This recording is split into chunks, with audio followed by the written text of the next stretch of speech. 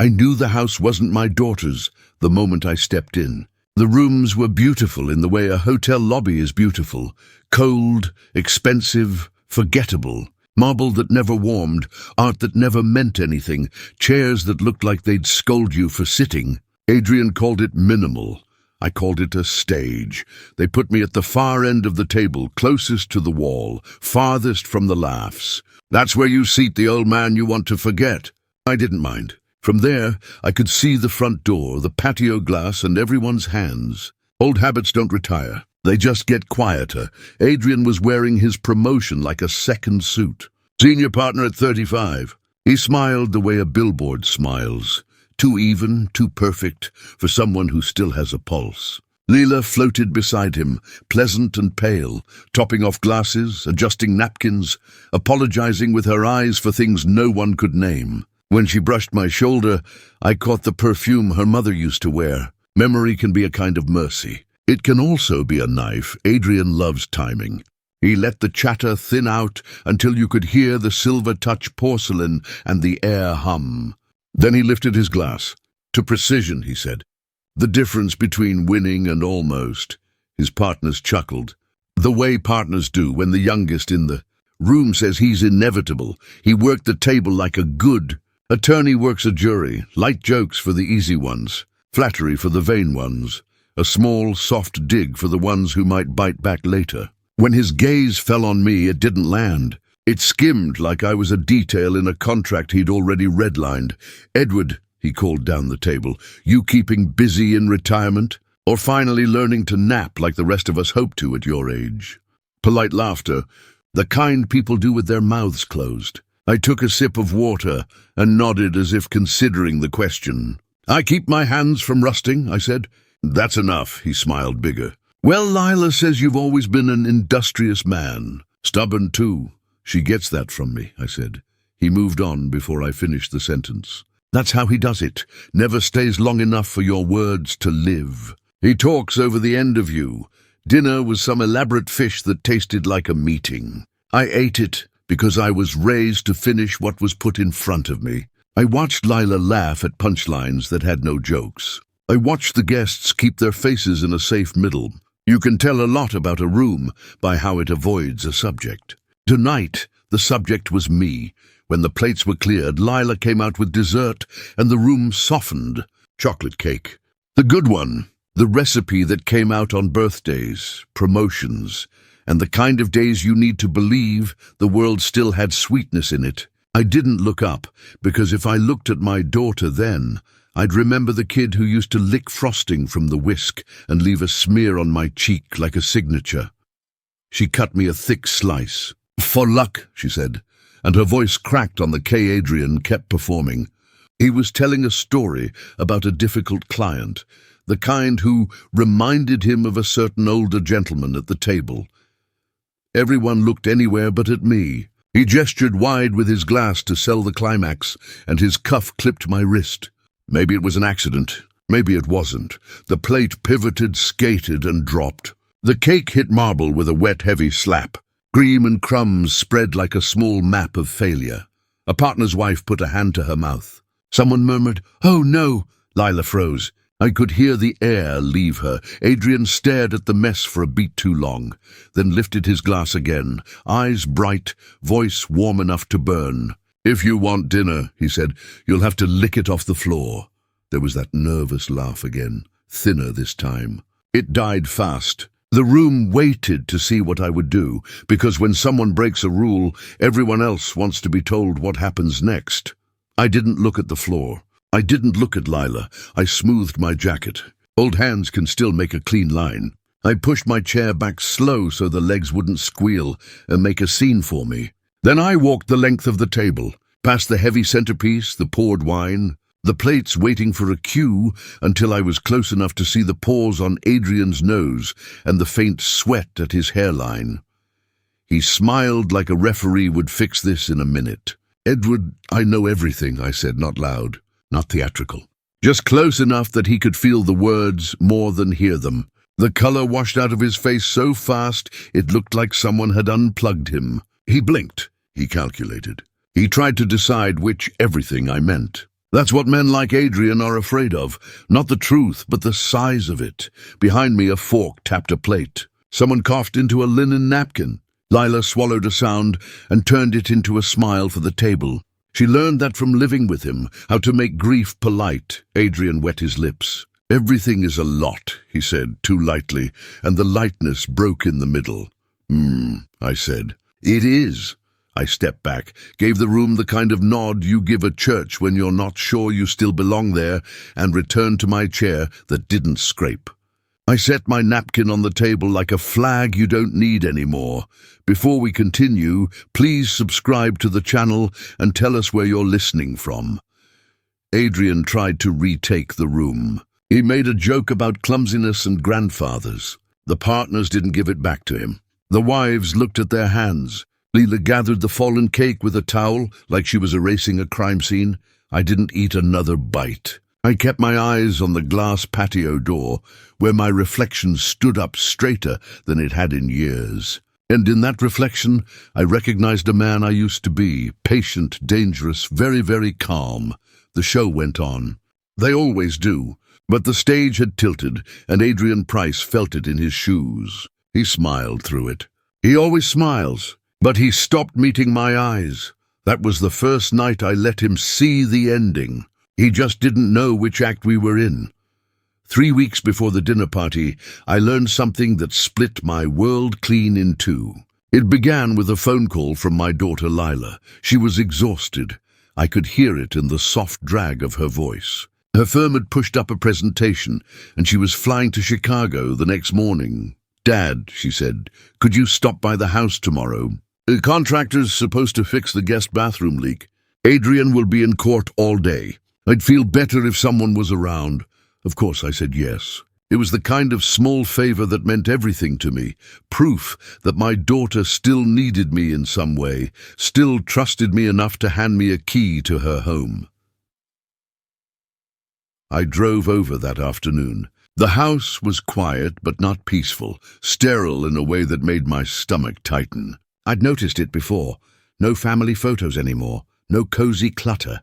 Just Adrian's taste everywhere. Cold art, angular furniture, glass and chrome. Even the smell was different, his cologne, not hers. I made a pot of coffee, sat down with a book, and waited for the contractor who, apparently, had no respect for schedules. The minutes dragged on. By 2:30 I'd read the same paragraph 4 times when I heard the lock turn. The door opened, not the contractor. Adrian's voice filled the hallway. Confident, casual, practiced. But underneath, there was something softer. Another voice answered him, a woman's, higher, lighter, unfamiliar. At first I didn't think much of it. Maybe a colleague stopping by. Maybe someone from his office. I wasn't the suspicious type, at least not anymore. But then she laughed. It was the kind of laugh that doesn't belong in a marriage. It was playful, private, meant for closed doors. My gut tightened. "Are you sure she won't be back?" the woman asked. "Teasing. Not until tomorrow," Adrian replied, his tone warm. Indulgent in a way I'd never once heard him use with my daughter. My body went cold. I froze. Instincts kicking in like muscle memory from another life. Observe. Don't move. Don't speak. Don't exist. I slid behind the sofa, my knees protesting, heart pounding so hard I was sure they'd hear it. I felt ridiculous, an old man hiding in his daughter's living room, but some part of me knew I had to stay unseen. If I confronted him now, I'd lose everything I might learn later. The footsteps drew closer. I could see their shadows through the slats of the entryway mirror. Adrian's hand brushed hers. She giggled. Then came the sound that ended all doubt, a kiss. "I've missed this," she whispered. "I know, Camilla," he murmured back. "Soon we'll make real plans." Real plans. The phrase cut through me like shrapnel. In that moment I understood more than I wanted to. This wasn't a fling. This wasn't a one-time mistake. This was an affair with intent. They weren't sneaking around just for passion. They were planning a future. My daughter's husband was building a new life, and she wasn't in it. My first instinct was fury. The kind that makes your hands tremble. I wanted to storm out, drag him by the collar, make him look me in the eye and explain how he dared to betray her.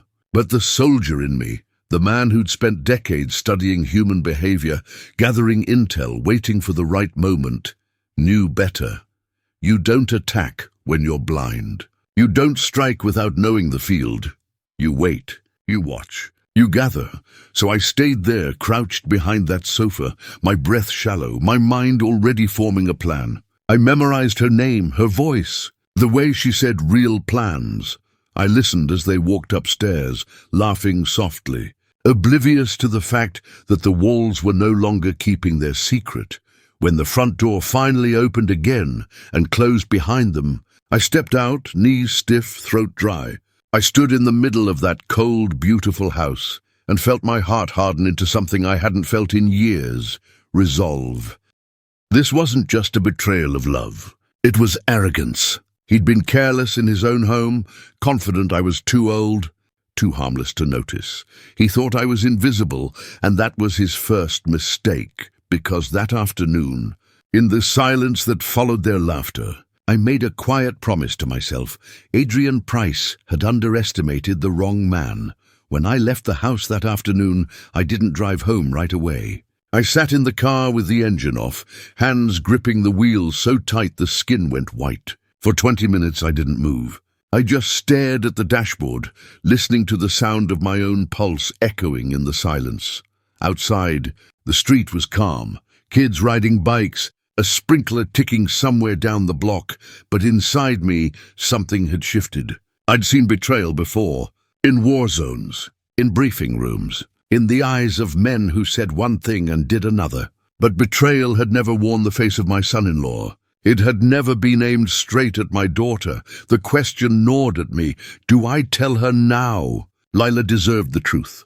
She always did. But I knew my daughter, knew how she loved, how she blamed herself for every crack in that marriage. She worked herself to exhaustion trying to fix a man who had no intention of being fixed. If I walked into her office and dropped what I'd seen onto her desk, it would crush her. No warning, no proof, no shield. That's when the old voice came back, the one I thought I'd left behind when I retired from military intelligence. It spoke in the calm, steady rhythm of old training, patience, timing, precision. Information isn't power unless it's complete, verified, and delivered at exactly the right moment. I'd spent years teaching that to younger men, spies, analysts, soldiers, people who thought emotion was strategy. It never is. Emotion clouds the field. So I told myself, don't act on anger, act on certainty. So I carried the silence. At night when Lila called me after work, her voice would sound thin and tired. She'd talk about deadlines, clients, and always circle back to the same painful thought: Dad, maybe I work too much. Maybe that's why Adrian feels distant. Maybe I've become difficult. Every word was a knife turned in my chest. I wanted to shout, it's not you, it's him. But instead, I said what fathers are supposed to say. You're doing your best, sweetheart. I'm proud of you, because that's what she needed then. Comfort, not chaos. But I started to see the cracks differently. When Adrian bragged about his late nights at the firm, I wondered which hotel he was really in. When he joked about Lila's stress, I noticed the relief on his face. Relief that she wasn't paying attention to him. And when he looked at me across the dinner table with that smug little smirk, I smiled back. I wanted him to believe I was still the harmless father-in-law in the corner. What he didn't realize was that I was already cataloguing his every move. The tone of his voice, the timing of his absences, the receipts he left half-crumpled on the counter. Every lie has a rhythm. I just needed to learn his. The silence grew heavy. It pressed against my chest when I woke up and followed me like a shadow when I walked through the grocery store or read the morning paper. But silence, I've learned, is a tool. In the field, silence lets you hear the whispers others try to hide. It gives you time to see patterns that noise disguises. And at home, in that quiet suburban war zone, silence gave me something even more valuable. Time to think, to plan, to sharpen. Adrian believed I was invisible. That was his comfort. But what he didn't know was that invisibility is an advantage. It's how men like me survive. I wasn't going to run into this war half-armed. Not against a man like Adrian Price, because this time I wasn't just defending my daughter's happiness, I was defending her truth. And truth, once I decided to use it, would hit harder than any bullet ever could.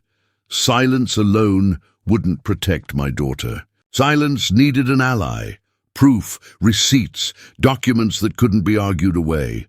That's when I called Mateo Cruz. He and I had served together in Germany decades ago, long before grey streaked our hair and the world started mistaking us for harmless. We were analysts back then, trained to notice what others ignored. I trusted Mateo more than most people I'd ever known. Two things about him had never changed. He was loyal, and he was thorough. After leaving the army, he had turned his knack for observation into a career, private investigations, mostly domestic work, though I'd heard whispers that corporations hired him too when things got messy. He didn't advertise, didn't need to. Word of mouth kept him busy, and when he took a case, he left no stone unturned. We met at a diner just outside town, the kind of place where old men nursing bottomless cups of coffee didn't draw attention. The neon sign buzzed in the window, flickering between open and ope. He slid into the booth across from me, a faint grin under his mustache. "Long time, Ned," he said, reaching across for a firm handshake. "You look the same, just grumpier," I smirked. "War doesn't change people. Life after it does," he nodded, leaning back. "I hear you've got family trouble." "More than trouble," I told him, lowering my voice. "Adrian's cheating on my daughter. I saw it myself, but I need more. A full picture. Something no lawyer or judge could dismiss." He didn't flinch. Mateo never did. He pulled out a small notepad and started scribbling, his handwriting neat and slanted like it always had been during briefings. "You got a name?" "Camila Torres," I said. His eyebrow lifted slightly. "You caught that much?" "I catch more than people think," I told him. "I just need someone who can help me catch everything." He gave a short nod. "You'll have it." Within a few days, he was already sending me updates, each message another cut into what little trust I'd had left in Adrian Price, hotel receipts, all under corporate expense accounts. Dinners at steakhouses where the tabs ran high enough to feed a family for a week. Jewelry bought at Tiffany's, designer handbags. Things I never once saw on Lila. The first few pieces of evidence hurt like splinters under the skin. But the next discovery was a knife to the heart. Mateo called one night, his tone different, sharper, colder. "You'd better sit down for this one, Ned." He'd found incorporation papers. Adrian and Camilla had registered a new LLC together. A consulting firm. It was clean on paper, legal even, but the numbers didn't lie. Transfers from joint accounts, unexplained withdrawals, money moving into that business in small, careful amounts. They were siphoning funds out of Lila's life, dollar by dollar, under the guise of business expenses. It wasn't just infidelity anymore. It was theft. It was betrayal with strategy. He was using my daughter's hard-earned money, the same money she thought was building their future, to build his future without her. When I met Mateo, again to go over the full file, he set the folder on the diner table with a dull thud that made both of us glance around. The thing was thick enough to break a table leg. Inside were photos, receipts, company registrations, timestamps, phone logs, everything. "You've got him, Ned," he said quietly, sliding the folder toward me. "This is airtight. The question is, what do you want to do with it?" I opened the folder, flipped through the pages, and stared at the evidence, page after page of deceit, documented in black and white. For a long time, I didn't answer. I thought of my daughter sitting in her office late at night, sending Adrian messages he ignored, defending him to her friends, believing she just needed to try harder. Finally, I closed the folder. "I want her to see the truth," I said. "And I want him to pay for underestimating me." Mateo smiled faintly. "You always did believe in clean endings." "Not clean," I said, pushing the file toward my side of the table. "Just honest." He chuckled under his breath, shaking his head. "Then I'd hate to be in that man's shoes when you're done." As I drove home that night, the file sat on the passenger seat, heavy as a loaded weapon. The road was dark, the hum of the tires steady. And for the first time since this began, I felt something dangerous, calm, the kind of calm that comes before a storm. Because now, I wasn't just a father, I was an investigator again, and Adrian Price's reckoning had officially begun. Adrian's cruelty didn't always come dressed as insults. Sometimes it wore a suit and charm, the kind that dazzled strangers and disarmed rooms. That was his real power. He didn't need to shout or strike. He just needed to twist reality until people thanked him for doing it. To the partners at his firm, Adrian Price was the kind of man they wanted their sons to be, sharp, polished, and endlessly confident. He had a way of controlling the rhythm of a room, steering conversation like a current only he understood. They'd laugh at his jokes, nod at his insights, and call him a natural leader. He made sharks clap. As they like to say, that mask never slipped in public, but behind closed doors. In the quiet corners of his marriage, the tone was different. There were no raised voices, no slamming doors, just small, precise manipulations that cut deeper because they left no marks. He didn't call Lila names. He didn't have to. Instead, he questioned her memory of things. "I never said that, Lila. You must be tired." He undermined her instincts. "Are you sure that's the right way? You tend to overthink."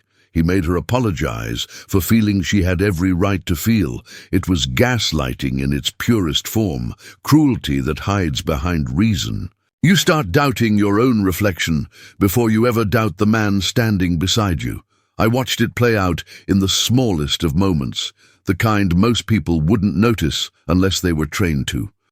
At a dinner one evening, we were seated with some of Adrian's colleagues. Lila, always trying to make him proud, started telling a story about a marketing pitch she'd led, one that had landed her firm a major client. She was proud, her face lit with that spark I used to see when she was a kid.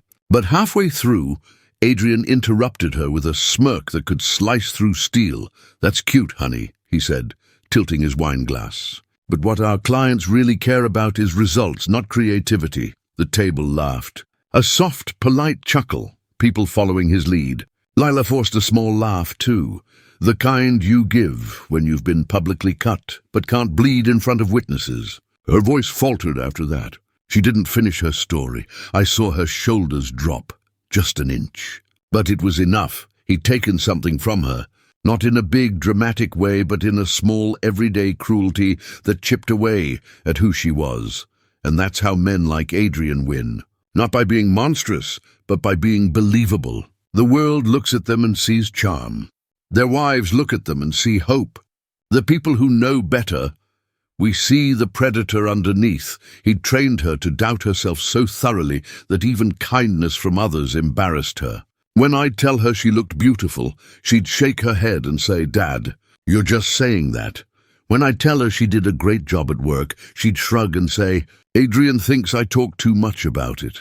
Every compliment I gave had to fight through the noise of his quiet cruelty, and I knew that if I ever confronted him directly, he'd spin it like he spun everything else. He'd smile, say I'd misunderstood, maybe even laugh about the sensitive old man who reads too much into things. That's when I realized something important. The file Mateo had built wasn't just evidence. It wasn't just ammunition, it was salvation, because Adrian's power came from control of perception, of truth, of narrative. The only way to break a man like that is with proof so undeniable that even his charm can't rewrite it. That file in my possession was more than paper. It was justice in waiting, and soon, the man who prided himself on being untouchable was going to find out exactly how dangerous silence, patience, and truth could be in the hands of someone who had nothing left to lose.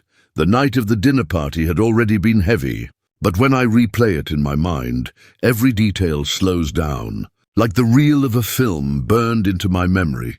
Adrian was in his element, perched at the head of the table, spinning stories about his promotion as if he'd personally bent the world into shape. The partners ate it up, their polite laughter bouncing off the marble walls. Lila floated between us, refilling glasses, smiling on command. Her laugh was brittle, the sound of glassware clinking rather than joy. I had already endured the digs, the little knives disguised as jokes. But dessert was different. Dessert was personal. Leela had made chocolate cake, the one her mother used to bake. It wasn't just a sweet ending. It was memory, tradition, and love wrapped in frosting. She served me a thick slice. I saw the flicker of pride in her eyes when I took my first bite. That was the moment Adrian chose. He was in the middle of an anecdote, glass in hand, playing to his audience. He threw his arm wide for emphasis, his cuff brushing mine. My plate spun, clattered, fell. Cake smeared across the pristine marble, a brown and white mess against a floor too clean to forgive accidents. A gasp ran down the table. A partner's wife put her hand to her mouth. Lila's fork hung in the air. Adrian paused. And then the smirk. That smirk I had seen 100 times. The one that told me he believed he was untouchable. He raised his glass. "Well, Edward," he said, voice dripping with mock sympathy, "if you want to finish your dinner, you'll have to lick it off the floor." The room fell silent. No polite laughter this time. Just the sound of people holding their breath. I stood slowly. My joints protested, but I didn't rush. I smoothed my jacket, straightened my shoulders, and walked the length of the table. Not to clean the mess. Not to argue. Just to stand close enough for Adrian to see that his little theatre had just shifted stages. I leaned in, close enough for him to smell the coffee on my breath, and whispered, "I know everything." The blood drained from his face so fast I thought he might faint. His smile faltered, his eyes darted, his brain calculating. What did I mean? His affair? The money? The business? The truth is, I didn't have to clarify. Men like Adrian fear the size of the secret, not the secret itself. He tried to recover, forcing a chuckle, tossing out a line about grandpa jokes. No one laughed, not even his partners. Leela froze, her hands tightening around her napkin like it was rope. I turned, gave the room a polite nod, and sat back down. I didn't touch another bite. The balance of power had shifted in that moment, and everyone at that table felt it, especially Adrian. The morning after the dinner party, I woke before dawn. Sleep had never come. My mind had replayed the sound of his voice, those 6 words, "If you want dinner, lick it off the floor," over and over. But instead of burning me up with humiliation, they did something else. They focused me. For years, Adrian had treated me like an aging relic, a polite decoration in the corner of his carefully curated life. To him, I was a man past my usefulness, someone to mock quietly when my back was turned. But that morning, as the first grey light crept across my kitchen counter, I realized something. I wasn't powerless. I was invisible, and invisibility in the right hands is an advantage.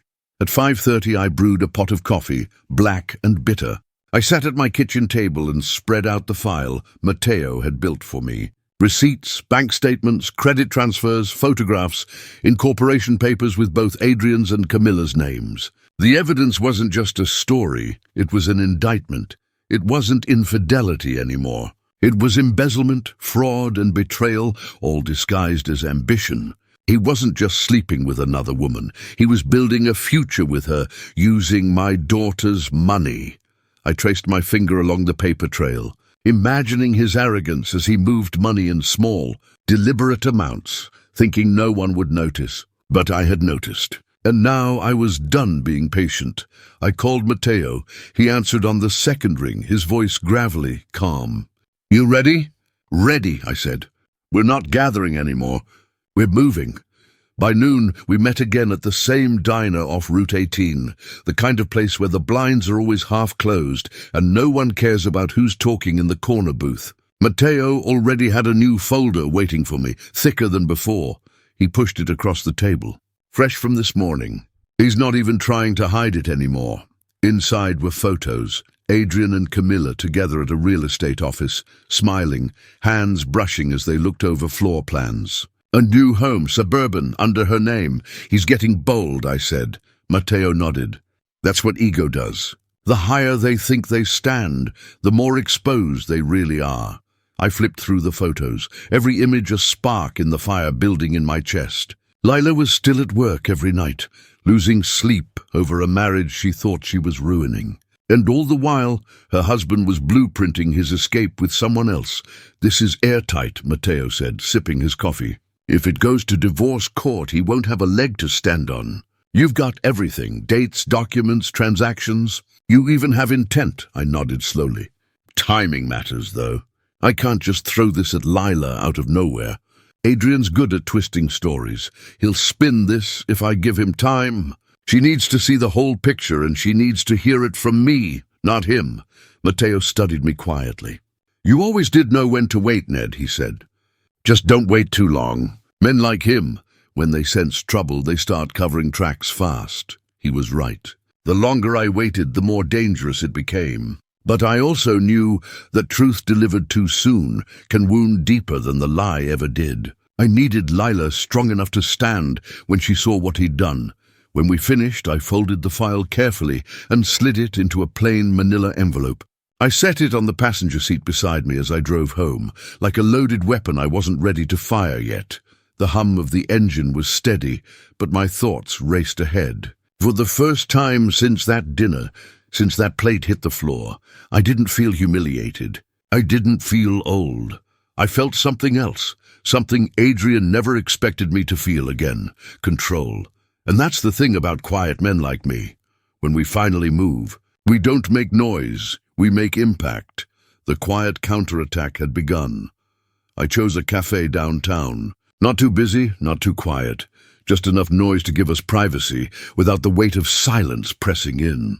It was the kind of place where people spoke in low voices, and the hum of the espresso machine drowned out confessions. I got there early. The manila envelope sat beside me on the booth seat like a loaded gun. I wasn't sure I wanted to fire. The evidence inside was cold, factual, impossible to deny, and yet I knew once it left my hands, it would burn everything in her life to the ground. When Lila walked in, I saw the exhaustion before she even smiled. Her navy suit was crisp, her hair pinned neatly back, but her eyes told another story. Red at the edges, darkened from too many sleepless nights. She hugged me quickly, the way busy people do, and slid into the booth. "Thanks for this, Dad," she said, exhaling. I needed to get out of the office. It's been a week. We ordered coffee. She stirred hers absently, watching the swirl of cream like it might give her answers. I let her talk first. She needed it. She spoke about deadlines, about how Adrian had been working late again, and about how maybe, just maybe, she was the one pushing him away. "Sometimes I wonder if I've become too difficult," she said softly. "He says I'm distracted, that I don't make time for him." Every word was a knife. She wasn't distracted, she was devoted. She had given everything to that marriage, her time, her patience, her youth. And still, he made her feel like she was the problem. I swallowed hard, watching her talk. I'd waited weeks for this moment, rehearsed it in my head 100 times. But no matter how many ways I tried to phrase it, it always sounded like a gunshot waiting to go off. I leaned forward. "Lila," I said carefully, "there's something I need to tell you." "Something about Adrian." Her fingers froze on the coffee cup. The light in her eyes flickered. Hope, fear, something in between. "Dad, what kind of something?"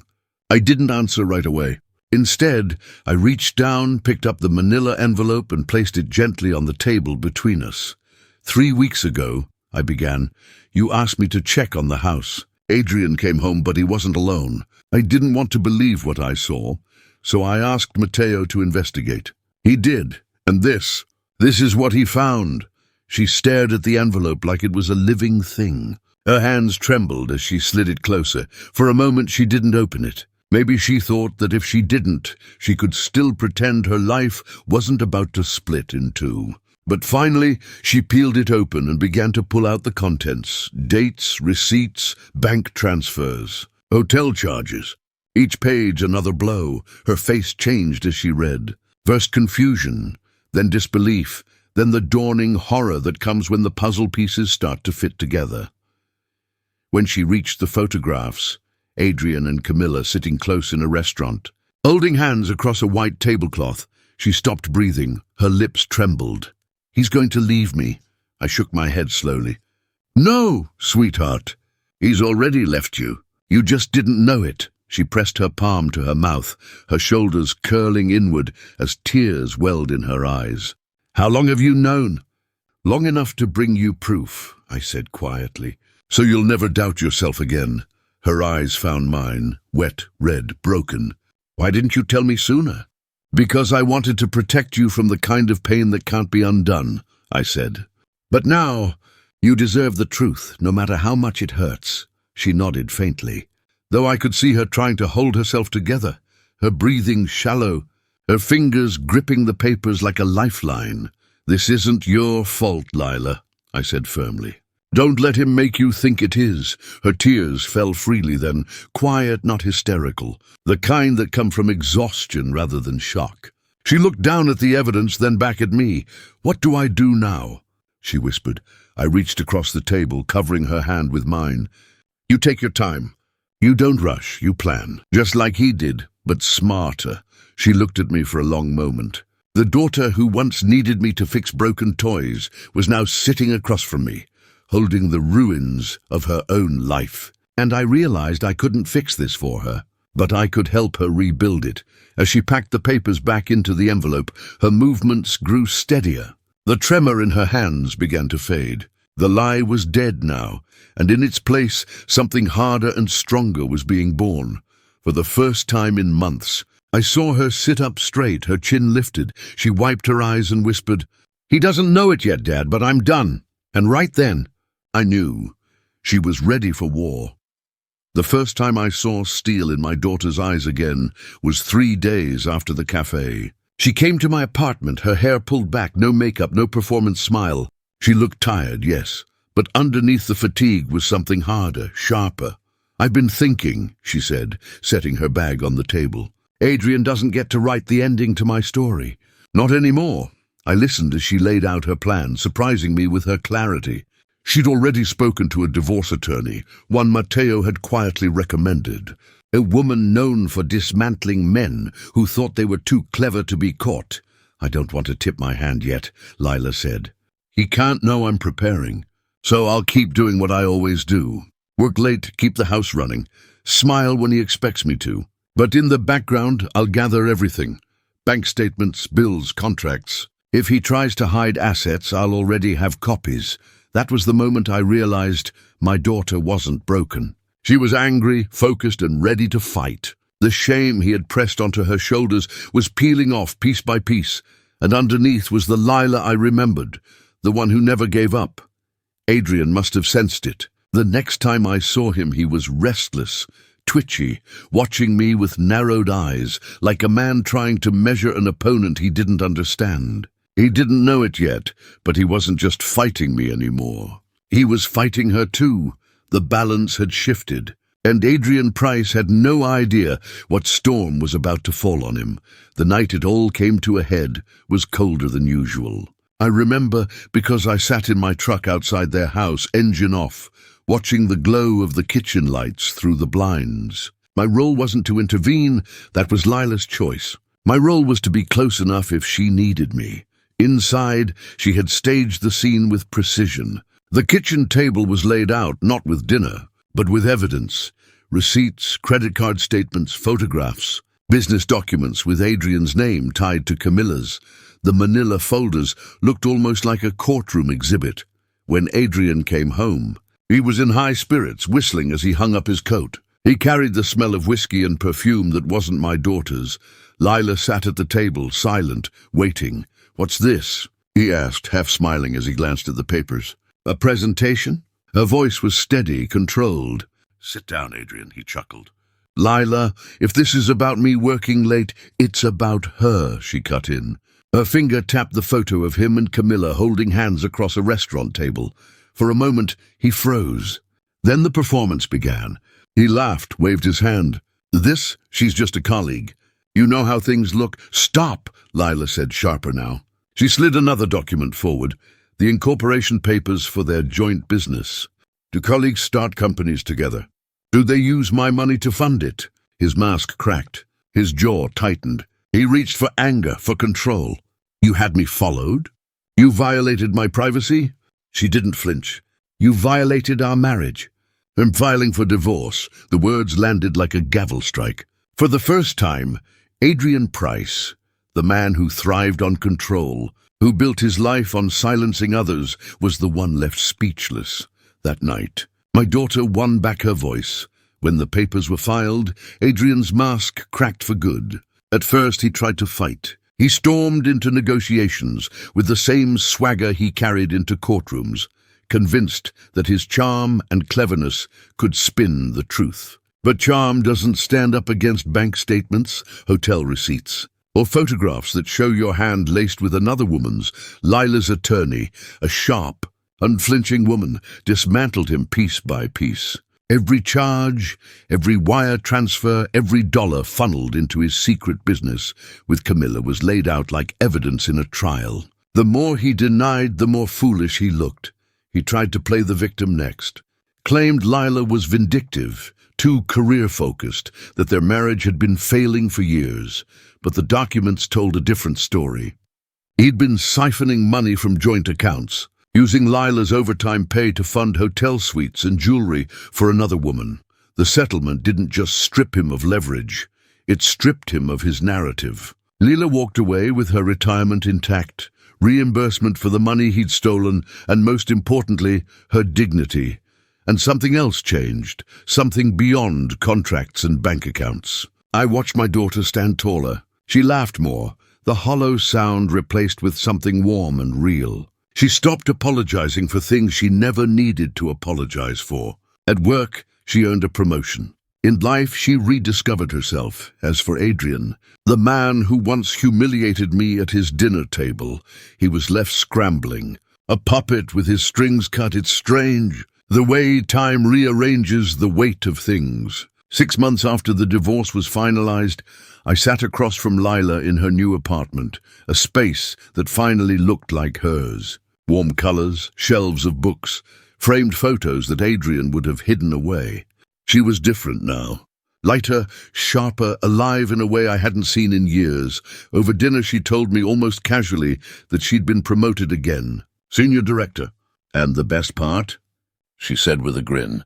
I didn't have to dim myself down so someone else could shine. I felt pride swell in my chest. Not just because she was successful, but because she finally knew her worth. Months later, she introduced me to David, a colleague who treated her the way a man should, with respect, curiosity, and kindness. He wasn't flashy. He didn't try to outshine her. He simply listened. And that was more valuable than anything Adrian had ever offered. I saw Adrian once more by chance. A restaurant downtown. He was alone, nursing a drink, looking older than his years. His suit didn't sit right anymore. His shoulders slumped. He caught my eye, offered a stiff nod. I nodded back.